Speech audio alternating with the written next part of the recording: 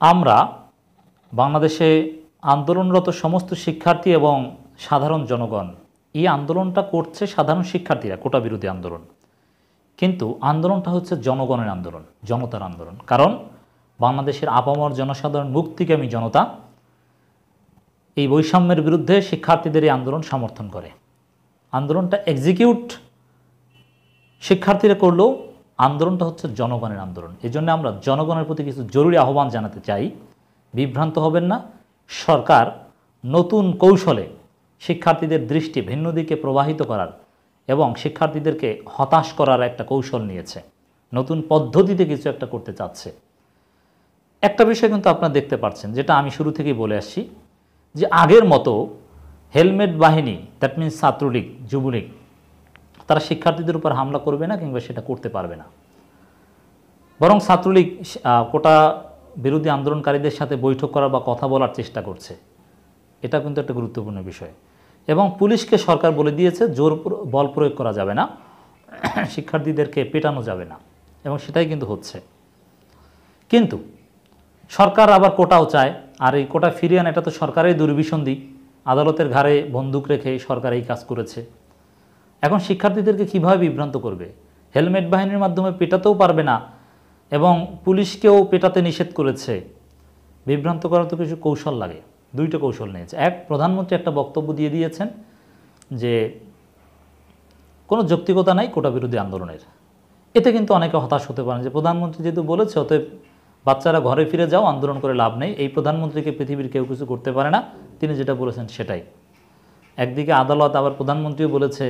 মানে এটা কিন্তু শিক্ষার্থীদেরকে ডিসকারেজ করার একটা কৌশল, মানে যাতে আন্দোলন দুর্বল হয় এবং কোটা বহাল রাখতে পারে বেশি পরিমাণে। সরকার দাবি মানবে, কিন্তু কোটা কত পার্সেন্ট বহাল রাখবে, কতটুকু রাখবে, এটা হচ্ছে এখন মূল পয়েন্ট। আমি এভাবেই বলতে চাই বিষয়টা। দাবি না মেনে সরকার কিচ্ছু করতে, দাবি মানতে হবেই, এটা সরকারও জানে।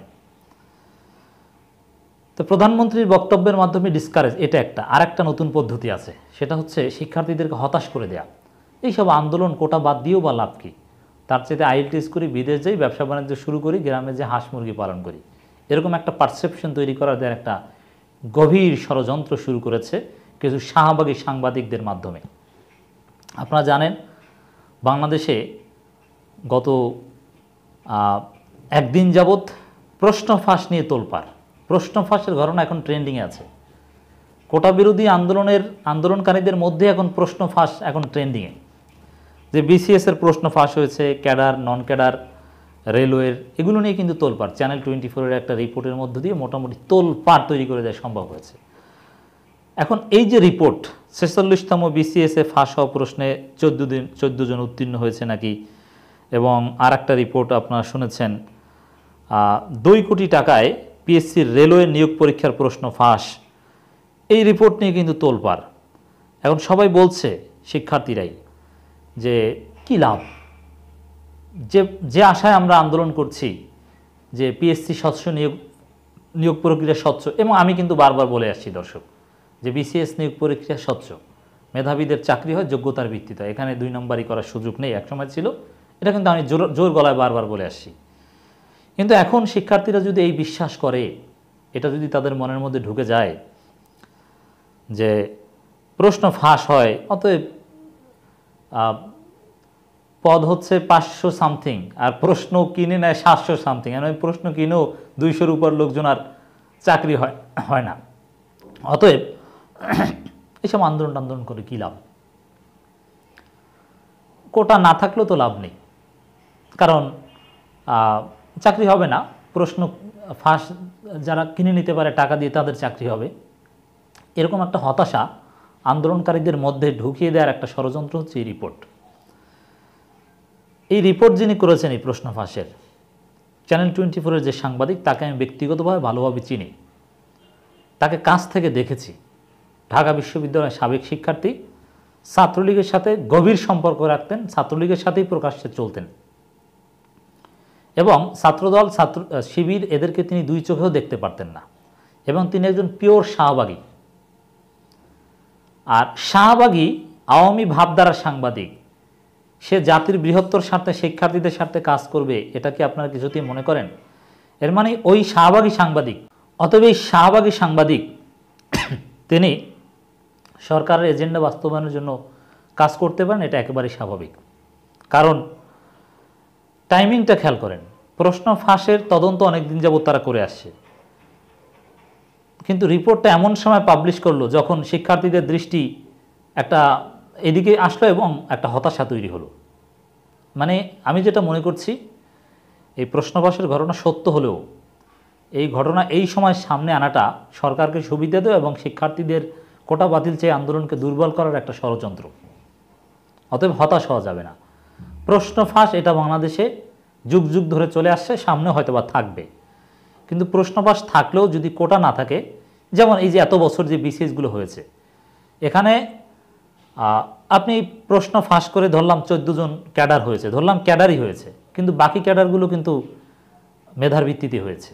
গত 5 বছরের কথা যদি বলি, শত শত বিএনপি, জামাত, একেবারে নির্দলীয় নিরীহ তাবলিগ, যাদের মেধার ভিত্তিতে বিসিএস ক্যাডার হয়েছে, তারা ম্যাজিস্ট্রেট হয়েছে অথবা অন্যান্য জুডিশিয়ারি এক্সাম হয়েছে।